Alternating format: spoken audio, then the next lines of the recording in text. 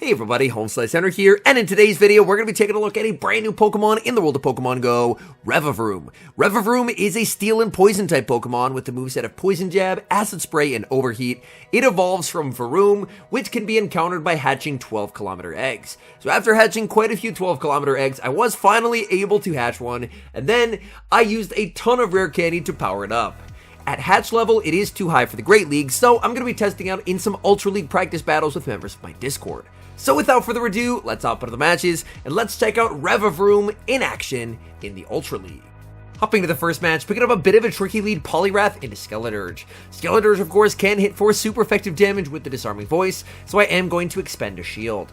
I continue to farm up, and now I'm firing off the Scald. Scald is going to hit for quite a lot of damage. Skeledirge is going to commit a shield. They get debuffed, they save switch into Clefable, and in comes REVAVROOM.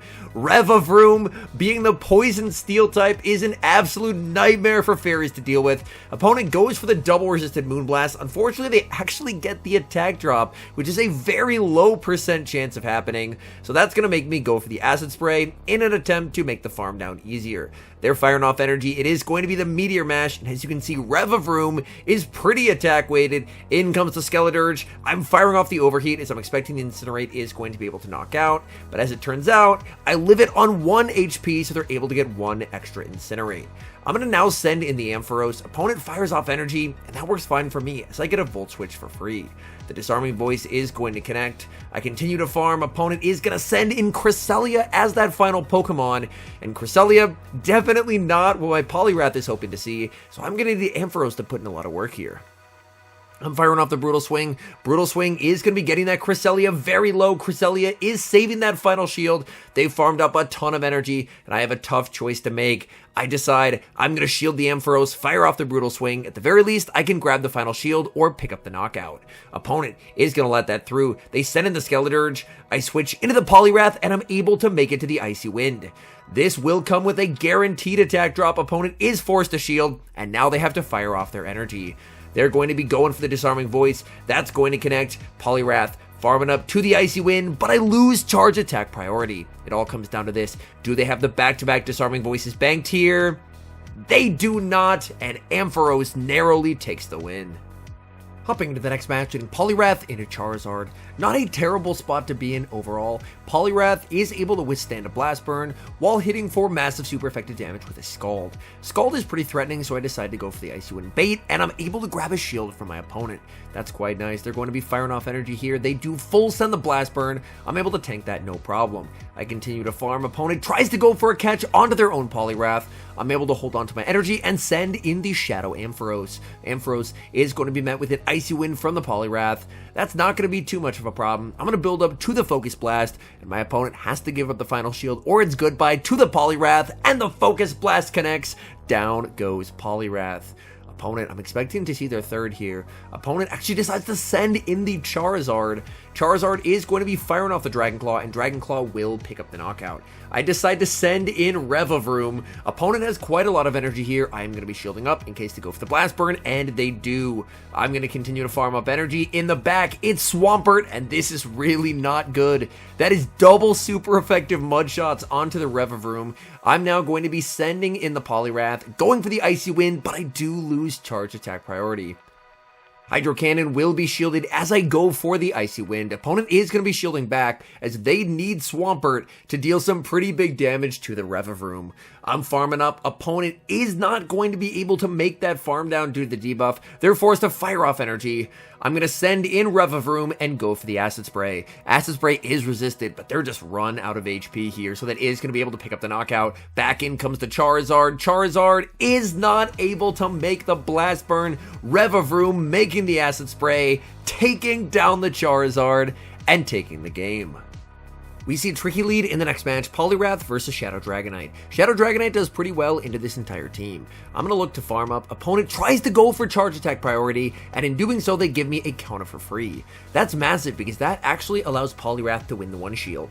If the Shadow Dragonite does throw on good timing and Dragon Claws on the first, they can go for a superpower on the CMP tie to the Icy Wind, and that superpower will typically knock out. Whereas here, my opponent is going to be just short, so they can only go for the Dragon Claw, and now I can force either both shields shields or switch advantage. Opponent is going to let that through. Down goes the Dragonite, and I win switch. This is quite nice for me. What is the opponent going to send in? They send in a Giratina. Giratina actually gets a big farm down, and that's worrying. I have switch advantage, so I can put Ampharos on here, but they have a massive, massive energy head start on this Giratina. Giratina is going to land the Dragon Claw. I continue to farm. They send in Tapu Fini, and in comes Revavroom. Revavroom is going to be hit with the Surf. This is not a tanky Pokemon whatsoever. That does big damage, and I'm firing off the Acid Spray. Acid Spray will be hitting for super effective damage. We see the No Shield from the opponent. Revavroom looking for the farm down and gets the farm down. All that's left is the Giratina. I make it to the last second overheat. This does not get same type attack bonus, but Revavroom does have a pretty nice attack stat, so that is able to land. This is going to be tough. I know that I need to be able to survive one Dragon Claw, so I am going to No Shield, and I'm at the back-to-back Brutal Swings. I'm hoping they let one through, so that way I'm not going to have to expend another move, but unfortunately, they are going to be shielding the first, and they get an extra Shadow Claw by doing so. The only reason they would throw here is if they had the back-to-back, so it looks like, unfortunately, I'm not going to be able to take this game, and they do have the back-to-back. So close, yet so far. But the energy advantage on Giratina is just too much to handle. We see the Dream lead in the next match, Poliwrath going up against Shadow Alolan Sandslash. Opponent is going to save switch into Dragon Breath Giratina. I don't have an amazing response to this, so I'm going to stay in here with the Poliwrath and just fire off this Icy Wind. Icy Wind will hit for super effective damage and get that all-important attack drop, and now I can send in the Ampharos, confident in the fact that I am going to be able to preserve alignment, as they can fire off Dragon Claws, but these Dragon Claws, once they've been debuffed by one stage, are way less threatening. I'm farming up to the back-to-back Brutal Swings. A Brutal Swing is not going to be enough to knock out here. It is going to get my opponent extremely low, but it looks like I will be able to get a Volt Switch farm down, and that's big, because this way I can guarantee either a one-hit KO onto the Sandslash with a Focus Blast, or I can grab the shield. Back in comes the Sandslash. No baits here. I'm going straight for the Focus Blast. Focus Blast is able to land. Goodbye, Sandslash. But unfortunately, my happiness is short-lived as there's a Jellicent in the back, and this is a massive core breaker now that the Ampharos is gone. So I'm forced to send in the Poliwrath, and I'm going to need to start shielding and debuffing as much as I possibly can with Icy Wind after Icy Wind. That's my only hope to win this game. I'm going to need to get this win through entirely resisted damage. I continue to farm. I'm making it to another Icy Wind. My opponent doesn't really want to shield resisted moves, but I've already gotten them below half health.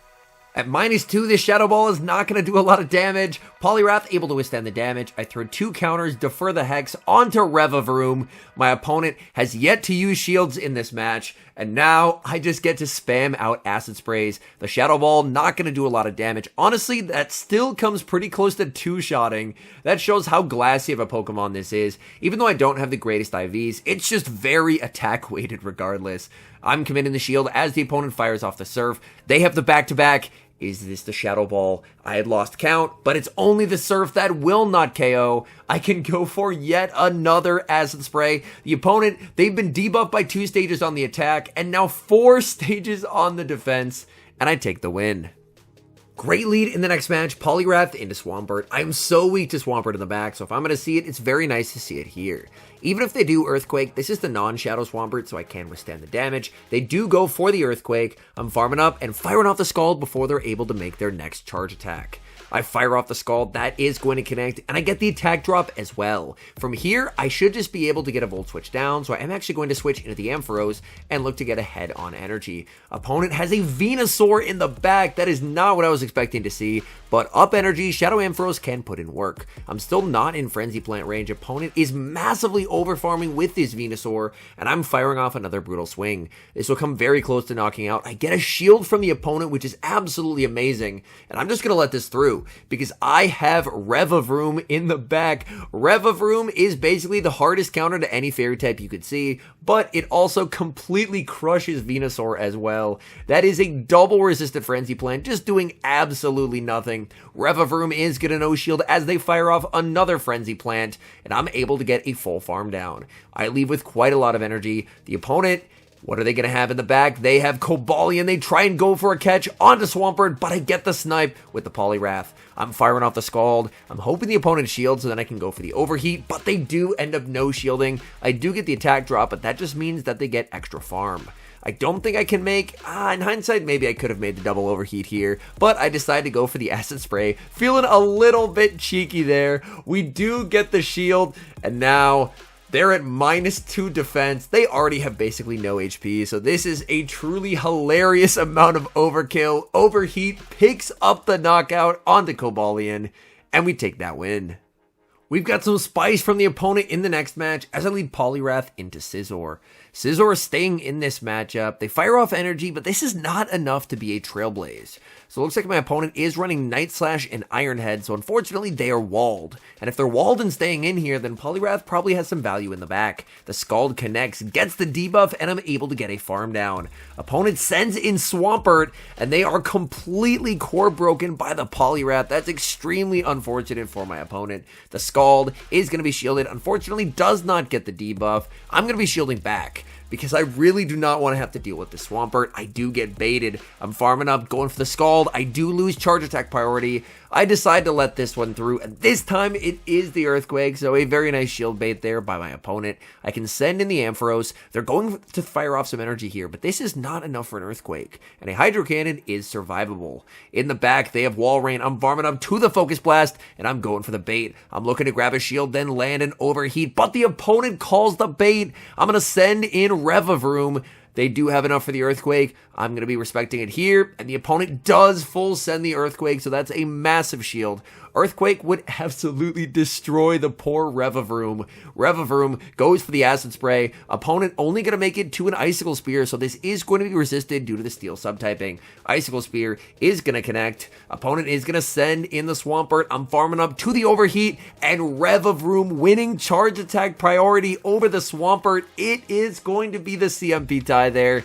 They're firing off energy here. They go for the undercharge, but I can switch into the Ampharos and deny their farm down. And this Brutal Swing is going to pick up the knockout and take the win. Moving into the next match, leading Poliwrath into Shadow Swampert. Opponent is going to save switch into Cresselia, and I'm going to be sending in the Shadow Ampharos. Honestly, I was very slow on the counter switch here, so I'm already not in a terrific spot. They land the Future Sight. That does quite a lot of damage. I'm farming up to the back-to-back Brutal Swings. Brutal Swing does not KO here, and unfortunately, I actually miss a couple bubbles there somehow, which is really, really not ideal. I'm going to be shielding up, and I'm just going to look to double up here, because a Brutal Swing does not yet knock out, but after the Volt switches, a Brutal Swing should be able to be lethal, and I can fake a Trailblaze versus the Swampert to hopefully get my shield back. Opponent, they're thinking about it. They send in the Swampert, and I'm faking the Trailblaze. I have not revealed the fact that I don't have it yet, and the opponent falls for it. I'm able to get a shield. That's big. Back in comes the Poliwrath. Poliwrath trying to go for the Icy Wind, but unfortunately the game forces an overtap there to play into charge attack priority. I do end up calling the Hydro Cannon, which is pretty nice, but the Icy Wind, not going to do a whole lot. In the back, they have Trevenant. In comes Revavroom. Revavroom farming up and winning charge attack priority over the Trevenant. Firing off the Acid Spray. Acid Spray is going to be no-shielded by the Trevenant. Shadow Ball is going to do just massive damage. This thing cannot take a hit at all. I'm looking to farm up. Can I make it to another Acid Spray? Yes, I can make it to the Acid Spray. That is massive. This Acid Spray is going to pick up the knockout. Back in comes the Swampert. Revavroom farming up, making it to the Acid Spray. No, I don't get the move. They leave with the Earthquake loaded, and unfortunately, that's going to be game over for me. Hopping into the final match, leading Poliwrath into Greninja. Opponent save switches into Galarian Weezing, and in comes Revavroom. I do have to be mindful of a potential overheat. This is likely a bait. Am I brave enough to call it? No, I shield, and it's the Brutal Swing. I build up to my own overheat, and I'm going for the Acid Spray bait, but my opponent ends up calling it. That's extremely unfortunate for me. I'm going to look to try and commit to a farm down, and I'm going to shield up, as they do easily have enough for the overheat. They go for the overheat, I commit the shield, I'm looking for the farm down. Did they get there? Please tell me they didn't get there. They get to the overheat, and at -2, the overheat still almost knocks out. Switch timer's up, so when they send in Greninja, I send in the Shadow Ampharos. In the back, my opponent has a Tentacruel, so they are very weak to the Ampharos. Brutal Swing gets the shield. I continue to farm. Opponent is going to fire off energy. Now here, this is a bit concerning, but I do have the 0-15-15 Shadow Ampharos. Probably the best Shadow for the Ultra League that I have. It's able to withstand the damage, grab the final shield. I know that I have an overheat loaded on REVAVROOM. I don't think it's going to be enough to knock out because it doesn't get same type attack bonus, and Tentacruel is very bulky. I'm going for it though. Resisted overheat, gets them very low. This switch into the Poliwrath. Poliwrath is going to be hit with energy here, and do they get the Scald debuff? The Scald is going to connect. No debuff for my opponent, and I'm going for the Icy Wind. Greninja typically does not run Aerial Ace, but on the off chance they have Aerial Ace, I do want to ensure that I can get a debuff here. They're firing off energy. Do they have the Aerial Ace? Thankfully, they do not. It is just the Hydro Cannon, and with the debuff, I'm going to be able to withstand these charge attacks. The Hydro Cannon not going to be enough to KO. I'm firing off the Icy Wind just to guarantee the knockout, as the Tentacruel is basically at 1 HP here. In comes the Tentacruel, and one counter means game over. All in all, REVAVROOM has a very cool typing, being the Poison Steel type, but its moveset options are honestly very, very limited. It remains one of the hardest possible checks to a lot of fairy types due to the fact that due to steel and poison typing, it is double resisting any fairy moves. However, against non-fairy types, it's really going to struggle as it's almost entirely reliant on poison damage, which does get resisted by a lot in the meta. So it's definitely a fun Pokemon to have in the game, but as far as meta relevance goes at the current moment, I would say it doesn't really have much of any. Maybe there's a future limited cup where it could see play, but for the time being, we're mainly just waiting for a move update for the Pokemon, as Acid Spray and Non-Stab Overheat are not the most terrific charge moves ever. Anyways, thank you guys so much for watching. If you're enjoying the content, make sure to leave a like and subscribe to the channel if you haven't. And a special thank you as always to our members here on YouTube. The support guys provide is sincerely appreciated, so thank you guys oh so very much. And until next time, I've been HomeSliceHenry.